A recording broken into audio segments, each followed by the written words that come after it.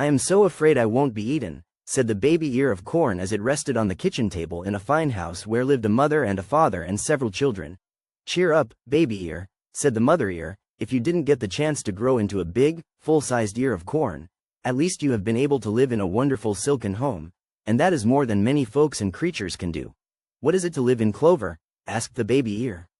They say, out in the cornfield, that some folks think it's fine to live in clover.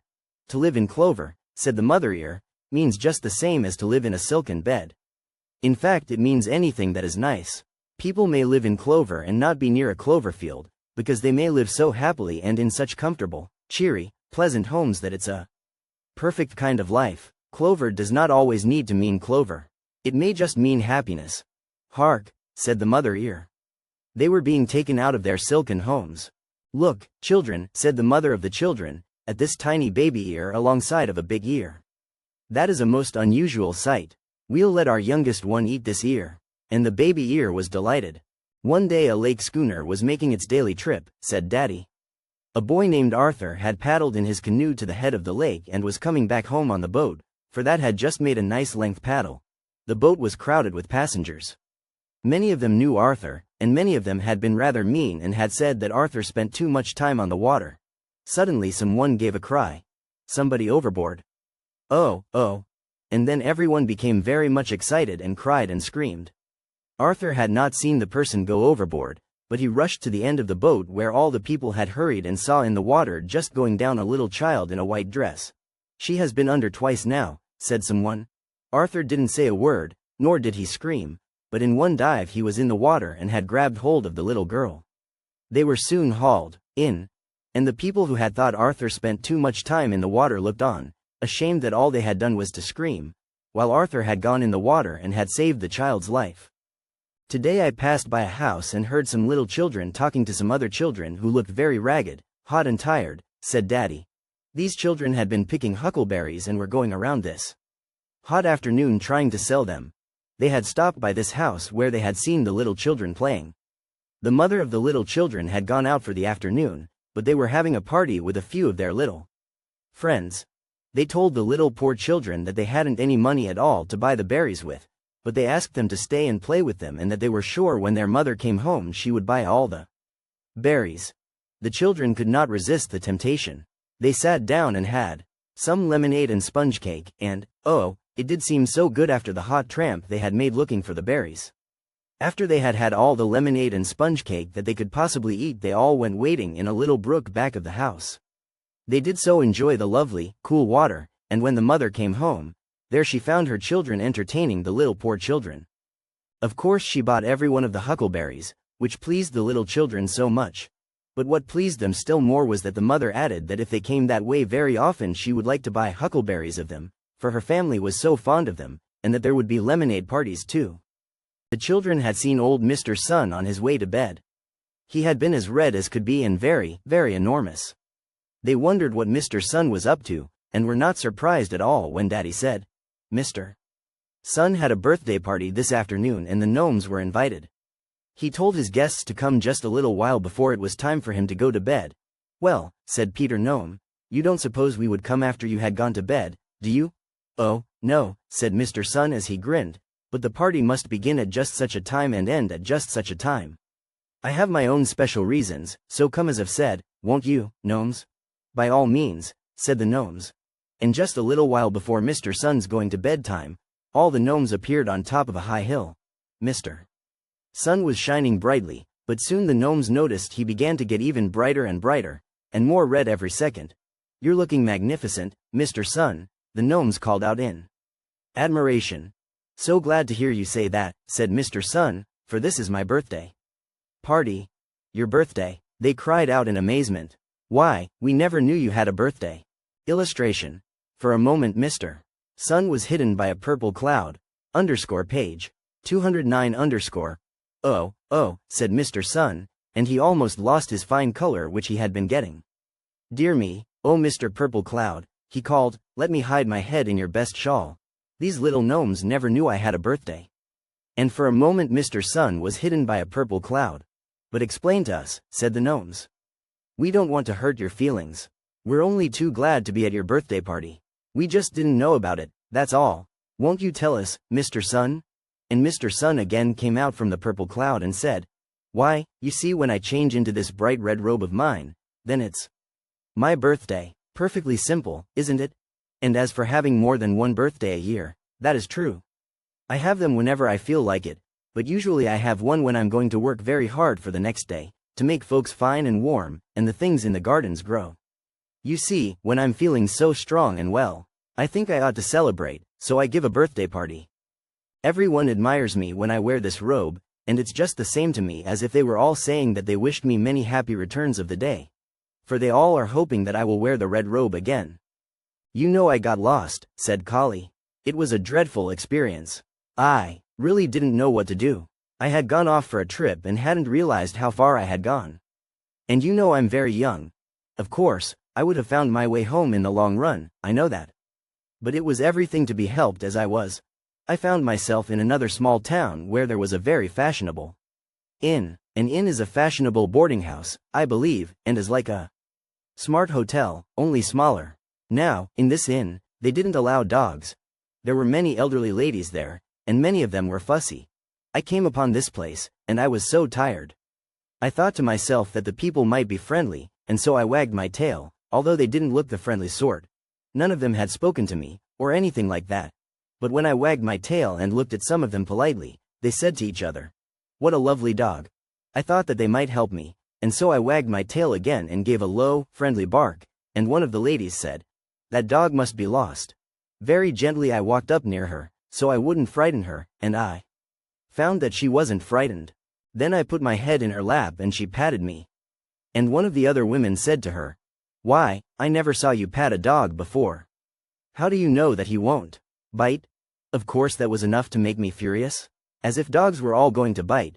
But I kept my temper and the lady said, Oh, he is a beautiful dog and you can tell he is used to being petted. I am not afraid of him. And then the lady called out the one who owned the inn, and she asked to have me fed and a drink of water given to me. Then one of the very stylish and superior waiters brought me out a dainty meal and served me as though I were a fine paying guest, and called my meal luncheon.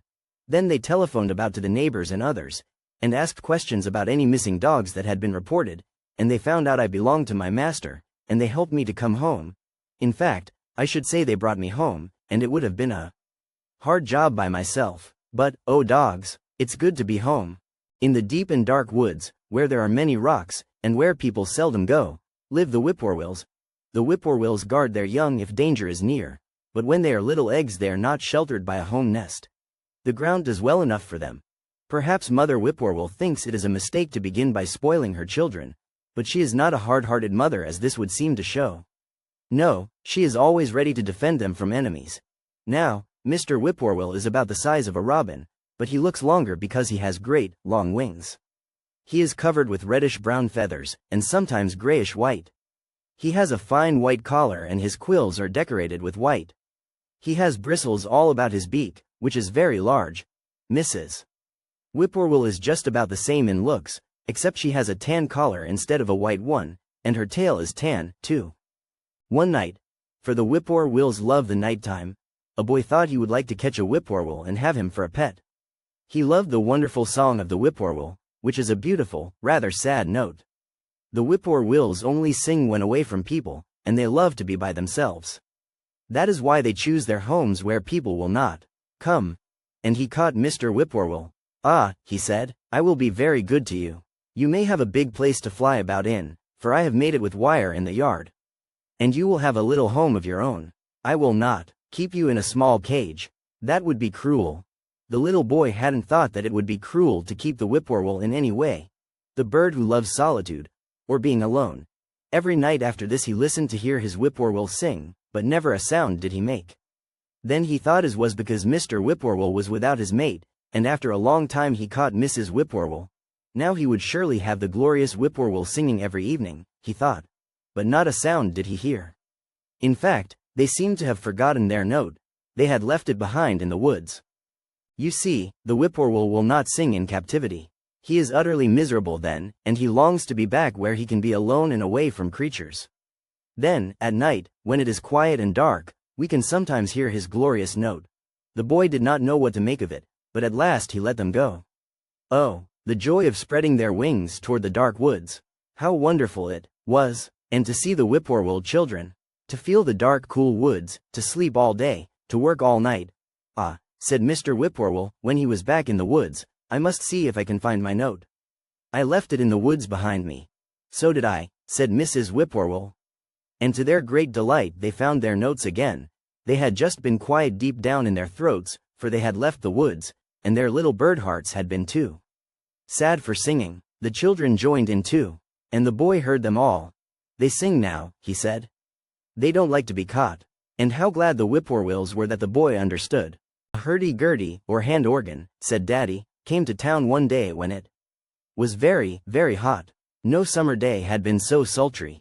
Down the village street the old man played tune after tune as he stopped in front of different shops and houses. A monkey was with him, and the monkey took off his cap and put the pennies which were given to him into his cap and then into his little pocket of the red coat he wore. He was all in red and he looked rather hot and uncomfortable. The man would make the monkey do tricks and the people who watched gave the monkey money. Later on the man took the money. For what could the monkey do with pennies? He could not go out and buy food.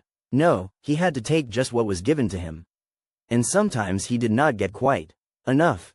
And yet the old man was always greeted with smiles. No one asked him if he was good to his monkey. No one said that he ought not to be making the monkey work on such a hot day. They all just watched.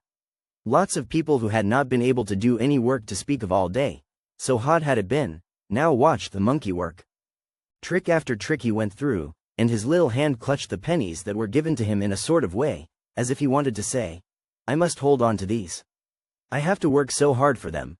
The hurdy-gurdy played pieces in front of the different places until at last they stopped before a little gray house. We won't stay here long, said the man to himself. I don't believe we will get many pennies here. Out of a window appeared the head of a little boy. His name was Bobby and he loved animals of all sorts. He smiled when he saw the cunning little monkey with the red hat and jacket, and the tune of the hurdy-gurdy sounded so bright and jolly and full of fun. He hurried down the stairs and ran out of the front door.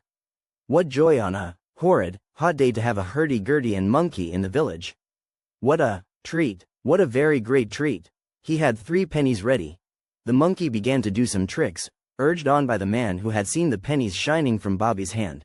Show the little gentleman your fine tricks, said the man. Bobby was feeling so happy when suddenly he noticed the face of the little monkey. Oh, how pleading were his eyes, and Bobby put his hand underneath the red jacket. The body of the little monkey was so hot.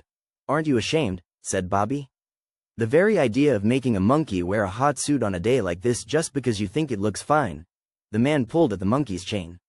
Come along, he said. We'll not show this gentleman fine tricks. I don't want to see them, said Bobby. On a day when grown men don't feel like work, to make a little dumb animal go through trick after trick to get you money. Aren't you ashamed? Somehow the man did not go away. He was so surprised at being talked to in such a way. He really did not know just what to make of it. I'll tell you what I'll do, said Bobby, who was half sobbing now with anger. I'll give you all the pennies from my bank. I have 63 pennies in all. Only, promise me to take off the monkey's red hat and jacket and give him a rest today and other hot days. To think of a man making money out of a little monkey when it's so hot his little back is burning and his eyes are begging to be allowed rest and a cool place. I'll promise you, said the man, as he took off the monkey's jacket and cap. But I won't take your 63 cents. You and my monkey have made me ashamed. I'm ashamed enough. I don't want the 63 cents. But Bobby did give the man and the monkey a nice, cool drink. A little girl named Millie, said Daddy, was very fond of paper dolls. Now one day when she had had 3 of her dolls a year, she thought she would give them a birthday party, and her mother told her to start off at once to ask her friends. You must bring your paper dolls too, and all their clothes, so we can pretend they are going to lots of things, said Millie as she went to the houses of her friends. Bring them first dressed in their best, as my dollies are dressed up now waiting for them. And Millie told them to come in 1 hour. In just that time they arrived and brought with them their boxes of paper dolls. Come right along, said Millie. The dolls are waiting for their party in the nursery. We have brought them presents, said Millie's little friends. Our dolls are giving them birthday gifts of new paper shawls and hats which we have made. Of course Millie was delighted, but the greatest surprise of all was when they entered the door of the nursery. There around the neck of each paper doll was a pink piece of crinkly paper which reached out to the little table. In the center of this was a pink and white birthday cake, with 3 candles, one for each paper doll. "Oh, Mother!" shouted Millie, "what a gorgeous surprise." Larry was 5 years old and he loved holidays. But the coming holiday, it was not Larry's. Nor had it anything to do with Larry. The thought of that bothered him. He wished somehow it could be different.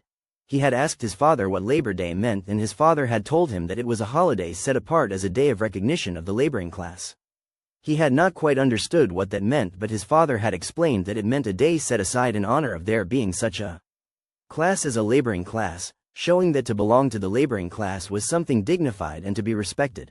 Larry knew then that it was useless for him to have a share in this holiday, a real share in it at least.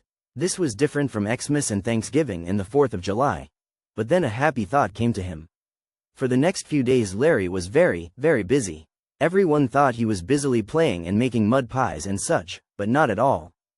And on the morning of Labor Day they knew what Larry had been doing. He led his father and his mother and his grown-up sister and his 14-year-old brother to the very far corner of the garden which had always been set aside as Larry's mud pie playground. There he showed them a tiny garden set out with paths and borders of pretty pebbles. Growing in the garden were ferns which Larry had transplanted from the woods, and a tiny red geranium stood proudly in a little bed by itself. It had come from Larry's nursery flower pot.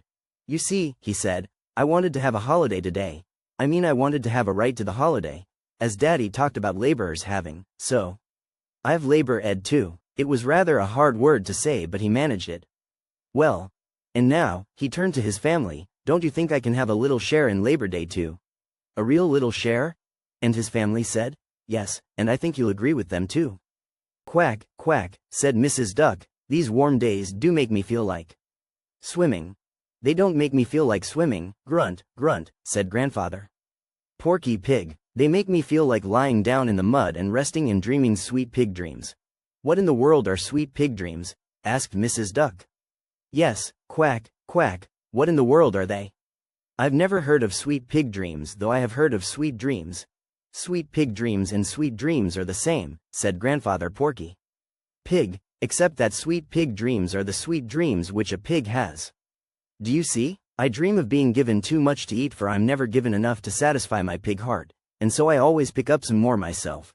I wouldn't speak of my pig heart, if I were you." "Quack, quack," said Mrs. Duck. "I'd speak of my pig tummy." "Oh, very well," said Grandfather Porky, "I do not object. But I must be off for my rest, as I want to feel fit for my next meal." "Don't you always feel fit for your meals?" asked Mrs. Duck. "Always," said Grandfather Porky, "but I like to talk that way. It amuses me," he ended with a laughing squeal and a twist to his tail.